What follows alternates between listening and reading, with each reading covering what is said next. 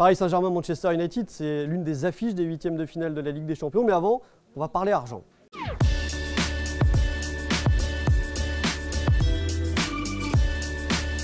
Eh bien, la Ligue des Champions, c'est un jackpot tout simplement pour les clubs européens. Rien qu'en participant à cette compétition, c'est 15 millions d'euros qui rentrent dans les poches des clubs européens, et notamment Paris Saint-Germain, Lyon qui ont participé cette saison à la Ligue des Champions, ou aussi l'AS Monaco. Et à ça, il faut ajouter les primes de victoire, les primes de match nul.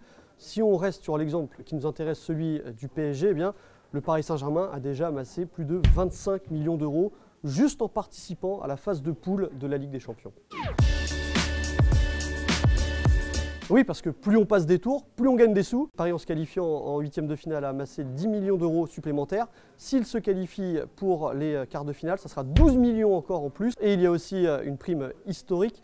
C'est l'UEFA qui la verse aux clubs qui participent de manière fréquente à la Ligue des Champions.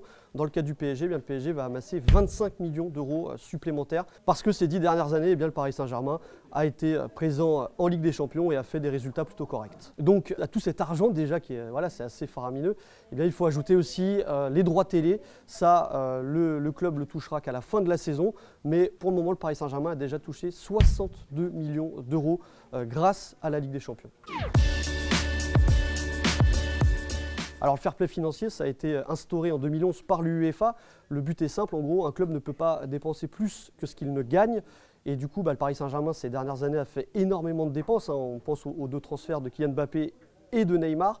Paris doit rester dans les clous financièrement, et donc Paris doit dégager des revenus supplémentaires pour respecter ce fameux fair play financier. Forcément, plus Paris ira loin en Ligue des Champions, ça sera mieux pour ses finances et ça permettra justement de payer les transferts et les salaires, par exemple de Neymar et de Kylian Mbappé.